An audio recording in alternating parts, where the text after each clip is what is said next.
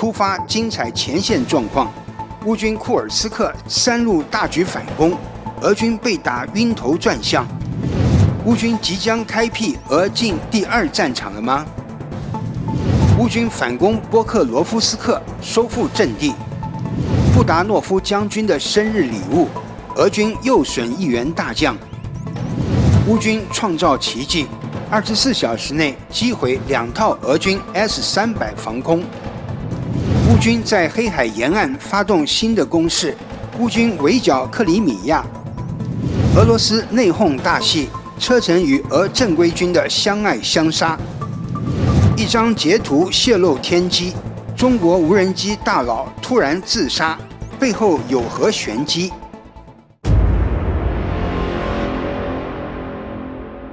大家好，欢迎收看新冷战情室，我是雨桐，请大家先为我们的节目点赞留言，谢谢大家。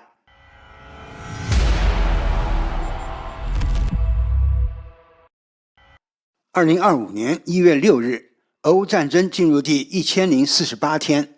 先来说说乌克兰的3路大反攻。库尔斯克战区，乌军出其不意，兵分3路，展开新一轮的进攻。根据战争研究所的消息，乌克兰武装部队进攻的3个方向分别是：1. 苏贾东北部的大索尔达斯克耶；2. 苏东东部的普什卡诺埃；3. 克列涅沃东南部的列奥尼多沃。以下为美国智库 ISW 绘制的乌军1月5日反攻地图。注意其中的3个圈，分别代表3个不同的进攻方向。这些城镇主要由俄军第810重组团、车臣抖音部队、朝鲜人肉军团和风暴 Z 炮灰部队据守。一时间，几乎全世界媒体都被乌军库尔斯克大反攻的消息霸屏。需要说明的是，由于乌克兰军方实施了战场静默，绝大多数消息来自俄媒，猜测与推理的成分很大。有俄罗斯军事博主称，乌军至少动用了11到12个旅，也有说乌军动用了至少6个精锐旅，也有俄媒称，乌军很可能计划夺取库尔斯克核电站。还有军事专家认为，这是乌军的战术佯攻，他们的目标很可能是布良斯克。总之，战场信息很混乱，估计还要等几天才能逐渐明朗。我们只能尽可能为大家收集相关战场信息。但有一点可以肯定，从以上诸多的说法中能够看出，兵不厌诈，乌军此次的进攻经过了精密的策划，让俄军如坠雾里，完全不知道主攻方向在哪里。无法判断主攻方向，当然也就谈不到重点防御，导致乌军在1天半的时间里就夺回了俄控制区或灰色地带的多个定居点。下图为在大索尔达斯科耶方向，俄罗斯无人机拍摄的一辆引导乌军装甲纵队的扫雷车，它成为俄军无人机的首要目标，但由于电子干扰未能命中。值得一提的是，俄罗斯军事博主作者罗曼诺夫仍然坚持他之前的说法，今天发生的事情不是主要的攻击。我再说一遍，主要的打击将在别尔哥罗德和库尔斯克地区的交界处，现在还有时间准备。俄罗斯著名的 Ryba 也称，乌克兰在库尔斯克州大索尔达斯科耶附近的袭击可能是为了分散注意力，主要的打击可能会针对另一个地区，因为乌克兰军队和装备包括电子战系统一直在通过哈尔科夫的环城公路移动，可能朝着苏梅。乌克兰在那里已经集结了数周的兵力，真正的战斗可能还在后面。应该说，俄罗斯这些担忧还是有道理的。谢尔斯基用兵一向虚虚实实，并且虚与实之间还会根据需要动态转换，所以不到尘埃落地的那一刻，你很难说这一仗他要怎么打。这一点可以参考2022年的哈尔科夫反击战，也就是说，这很可能也是一次佯攻，是为了策应对其他的俄罗斯领土的攻势。不久前，乌克兰在北部边境部署了大量兵力，当时外界就分析，他们或会再攻入布良斯克和别尔哥罗德，开辟俄罗斯境内的第2战场。根据俄罗斯电报频道消息，反攻中出现的乌军部队番号有第1坦克旅、第17重装山地旅、第22机械化旅、第36海军陆战旅、第41机械化旅、第47机械化旅、第80和82空突旅、第92空突旅等2万余人。从乌军投入的部队来看，库尔斯克战区的乌军几乎精锐尽出。多个俄罗斯军事媒体报道称，乌克兰军队沿着 38K004 公路向北推进了足有5到8公里，西面的丘特克诺镇正面临失守。其中大索尔达斯科耶方向乌军装甲纵队已经突破俄军防线至5到8公里，重新在库尔斯克撕开了一道口子。根据俄方消息，乌克兰军队至少占领了切尔卡斯科耶、波列什诺耶、马尔提诺夫卡和米哈伊诺夫卡3个定居点。卫星图像显示，截至当地时间1月6日上午，乌军已控制了大约24平方公里的土地。此外，乌军还攻入了贝尔丁村。今天的卫星图像显示，贝尔丁以南的田野里出现了许多新的炮弹坑，主要是沿着乌克兰部队进攻时使用的那条路。至于乌军的战损问题，目前可确认的是损失了1辆坦克，表现比2023年扎波罗热反击战第1天要好得多。这一方面当然要归功于成功的电子战，另一方面也得益于先进的扫雷车。还有一点必须特别强调的是，俄罗斯频道战斗轰炸机报道，乌军进攻前在库尔斯克地区进行了强大的电子干扰，以至于俄军的无人机完全没有用处，光纤无人机除外。俄军前线报告称，乌军大量使用电子战系统，严重干扰了俄罗斯无人机侦察和战机空袭，以及出动多装甲车队突袭库尔斯克地区的村落。在乌军进攻期间，所有无线电频率甚至网际网络都受到干扰，因此乌克兰装甲车排成密集的队形前进，但俄罗斯的无人机却无能为力，加上俄罗斯的火炮也受到抑制，所以乌军的推进相当迅速。诺尔情报网对乌军的库尔斯克行动是这样点评的：乌克兰军队取得了战术上的成功，他们非常专业，与俄罗斯军队的人肉冲锋完全不同。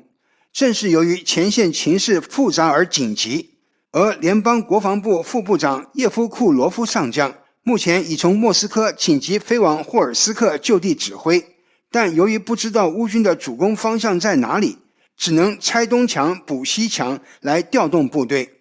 尽管如此，而库尔斯克战区网红发言人克劳迪诺夫依然粉饰太平，称已击溃乌军进攻，摧毁了敌人大量装备。对于俄方的通报，乌军 CPD 行动中心负责人科瓦连科表示，敌人在眼泪中编织胜利，6个月了，他们依然无法夺回丢失的领土，所以不要从敌人那里获取虚假信息。谁也没料到，在2025年的一开头，库尔斯克战局已变得如此异常激烈。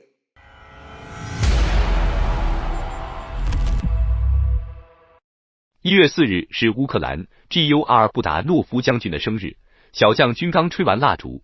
乌克兰无人机就开始了对俄罗斯境内罗斯托夫、米勒罗沃、瓦卢伊基、塔甘罗格的大规模攻击，其中包括多个军用机场。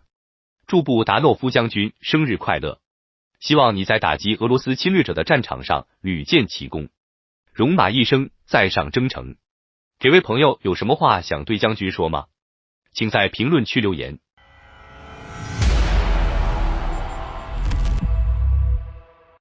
去年12月至今，乌克兰升级了对俄军高级人员的打击力度。最新消息，乌军在前线清除了俄军奥塞梯部队的参谋长梅尔尼科夫。来看看 RBC 新闻的报道。2024年12月29日，乌克兰情报总局的下属单位海妖特战队在南部的扎波罗热战线展开行动。此役，乌军的目标直指俄军著名的奥塞梯突击部队。不久前，他们曾表示要在战场击溃乌克兰人。不过现在，奥塞梯部队却率先遭到了乌军的猛攻，在当地的瓦西利夫卡托克马克公路上，乌军成功发起突袭。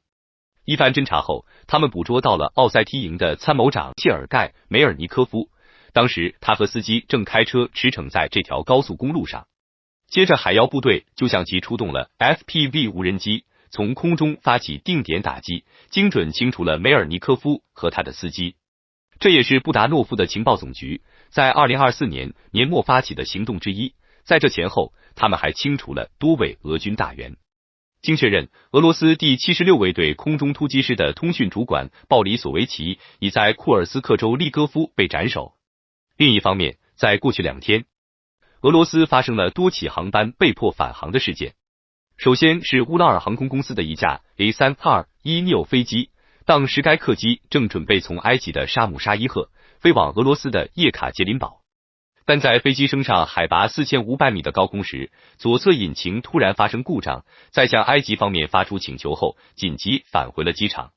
随后 North Star 航空运营的一架波音737飞机也发生类似的事故，当时该航班同样准备飞往叶卡捷琳堡，最终被迫返回了伏尔加格勒机场。早些时候，俄罗斯第2大城市圣彼得堡的机场则因为遭遇乌克兰无人机的威胁而不得不关闭。在过去的2024年，俄罗斯机场因袭击而被迫关闭的次数已急剧增加。不仅是圣彼得堡，就连莫斯科的4大机场也在之前多次遭遇空袭威胁，紧急启动了临时管制措施。俄乌战争带来的影响正越发显露出来。再来看看俄罗斯方面的攻击。俄军在昨夜向乌克兰境内发射了103架无人机，不过遭到了电子战的强烈干扰。乌军总参谋部发布消息称，乌军用电子战压制了42架无人机，而防空系统则击落了剩余的61架无人机。俄军无人机无一生还。此外，俄媒电报频道透露的消息称，俄罗斯最大的贸易海港乌斯季卢加在遇袭后，码头和工厂都燃起了大火。这个我们昨天的节目已经有详细的报道。说到无人机，最新消息说，今年乌克兰将在战场上全面部署人工智慧无人机。第92旅阿喀琉斯无人机营指挥官尤里费多连科信心满满的对外透露，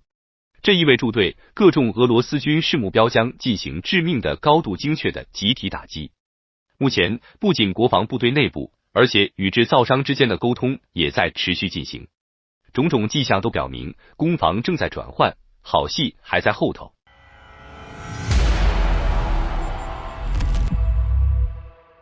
最新消息，过去24小时，2套俄罗斯 S-300防空系统在乌克兰南方集团军防御区内被摧毁。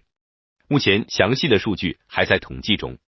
这也是俄军近期在防空领域的最大损失。早些时候，乌军还击毁了他们价值1500万的铠甲防空系统。实际上，俄军更高等级的 S-400乃至 S-500也在之前的战斗中被多次打掉，这也让他们的防空能力被外界大受质疑。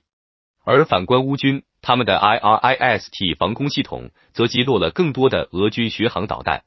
据 ISW 战争研究所的分析，它的有效拦截率高达 95%， 截至2024年前6个月 ，IRIS-T 就拦截了240多个目标。目前，德国共向乌克兰交付了6套 IRIS-T 系统，外加10个发射器。另一方面，乌军还在黑海沿岸发动了新的攻势，引起外界关注。据俄方消息人士表示，乌克兰最近几天都在频繁地狂轰金伯恩海峡。1月3日至4日夜间，乌军率先向该地西南部发起了猛烈的炮击，目标直指俄军阵地。接着，他们还发射了大规模的88亚嘎式无人机，从空中用火力覆盖了这一区域。具体战损有待后续进一步披露，现在还无法确定乌克兰是否会大范围的反击金伯恩一带。但在2024年，他们在黑海至海权的提升是显而易见的，乌克兰的海军也完成了重建。在袭击俄军运输船只的同时，乌军还保证了更多本方的货轮进出黑海，稳定国际粮食的供应。这点和俄罗斯黑海舰队的被迫撤离密切相关。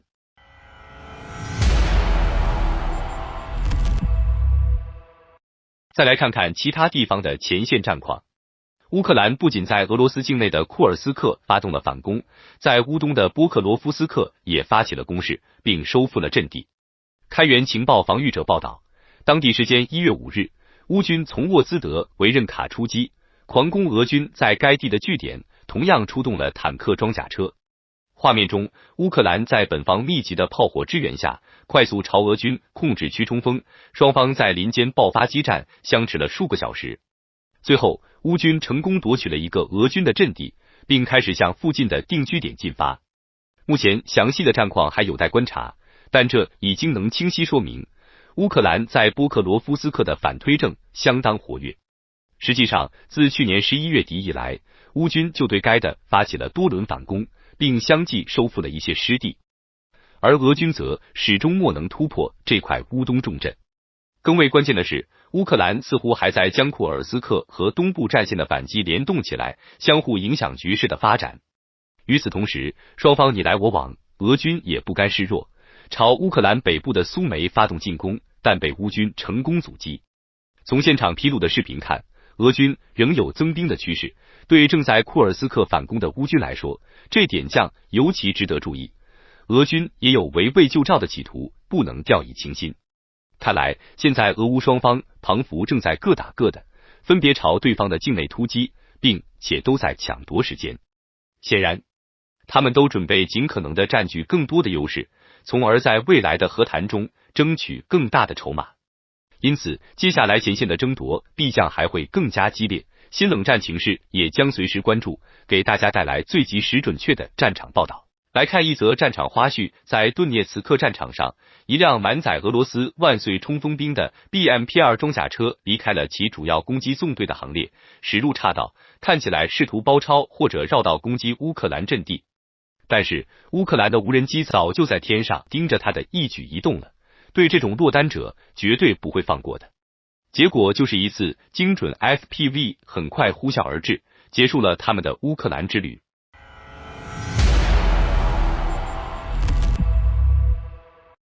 12月29日的别尔哥罗德州迎来了扎帕德、阿赫马特车臣营与俄正规军之间的一场内部闹剧。据报道，车臣士兵因为车辆文件问题与俄宪兵爆发冲突，最后演变为一场对俄罗斯宪兵检查站的袭击。这一闹剧无疑表明，俄罗斯的所谓团结已经开始分崩离析。另外还有一场内讧，大家知道，朝鲜派出逾 1.1 万名士兵赴俄罗斯与乌克兰作战，但近期却传出伤亡惨重，且由于不熟战况，加上语言不通，有被乌军俘虏的俄罗斯士兵透露，朝鲜军缺乏纪律和专业，且行为相当鲁莽，甚至朝俄罗斯士兵和其他朝鲜士兵开枪。媒体机构 RBC Ukraine 发布的审讯影片显示，2名遭乌军俘虏的俄罗斯士兵表示，朝鲜士兵搞不清楚状况，不在乎要去哪或如何去，形容他们是一群疯狂的家伙。其中一名俄罗斯士兵说，朝军会不分青红皂白地向所有无人机开火，说真的离朝人越远越好。他们会射击任何飞行的东西，不管是俄罗斯还是乌克兰无人机。他们还说，朝鲜军队的装备比他们更好，拥有的武器更新，且吃得更丰盛。据另一个亲俄罗斯频道的说法，朝鲜军去年12月29日袭击某乌克兰阵地，然而在撤退时却发生误击事件，导致3名俄军意外遭到波及死亡。怎么说好呢？这些朝鲜炮灰兵真是智商堪忧啊！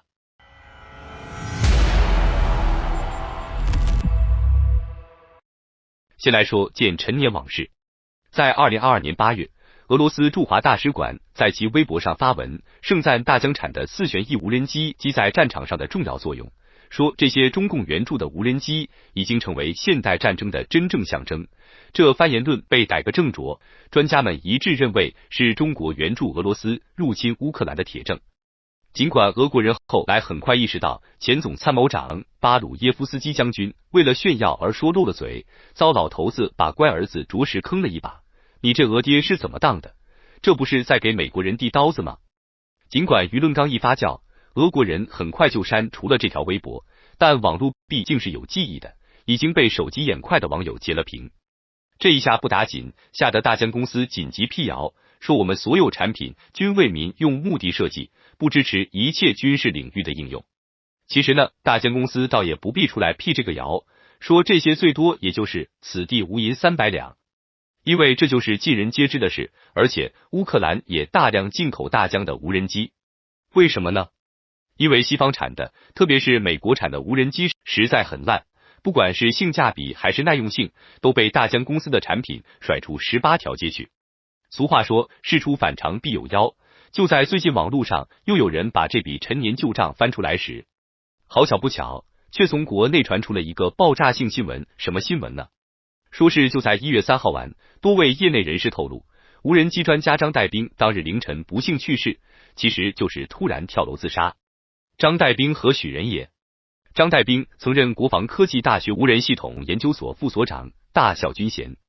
他还是中共陆军新型无人机系统技术专家组成员，以及中国科学院微电子研究所研究员，曾立3等功1次，军队科技进步1等奖1项和湖南省发明2等奖1项。也就是说，张岱彬是中国无人机研发专家，他在业界甚至还有无人机天花板之称。有熟悉张岱彬的网友表示，他潜心研究无人机20多年，曾研发出击气蛇、轻转旋翼无人机、高层舰助灭火无人机等等。知情人士透露，张岱彬去世的原因疑似是跳楼，但具体的细节并没有公开。至于为何选择这一方式，其实与其经营的公司有很大的关系。据称，张岱彬的公司出现了资金紧张，他为了缓解，不得不将房子卖掉，就连最后一处房子都抵押了，但还是没有解决问题，随即便借了网贷，因对方逼债太紧，从而选择了这一方式。不过我们认为，这只是一种中共为了掩人耳目的说法而已，背后绝对没有那么简单。我们相信，背后的黑暗一定会在将来某个时候曝光在光天化日之下的。最后给大家出一道思考题，尽管现在还不能确定的知道战争的最后结果，但如果一旦俄罗斯战败，阿共在墙内将会陷入非常尴尬的境地。他将面对至少2大难题：第一，中共或者说习猪头为什么会对国际形势如此误判？第二，中共公开声称俄罗斯是第2军事大国，也就是承认自己的军力不及俄罗斯。连俄罗斯都败给了小小的乌克兰，中共又能打赢谁呢？请大家说说看，还有哪些其他难题呢？还会有哪些阿共难以应对的后果呢？欢迎给我们留言交作业。好的，感谢您一口气看到最后了，这是对我们最大的鼓励和支持。要看最全面、最及时准确的战场热点报道更新，就请每日锁定新冷战情势。如果您喜欢我们的节目，也请您点赞、留言、订阅，把视频分享出去，让更多的人看到这个节目。想要赞助我们的朋友，可以打开超级感谢打赏赞助，帮助我们能持续做出更多好节目。谢谢大家。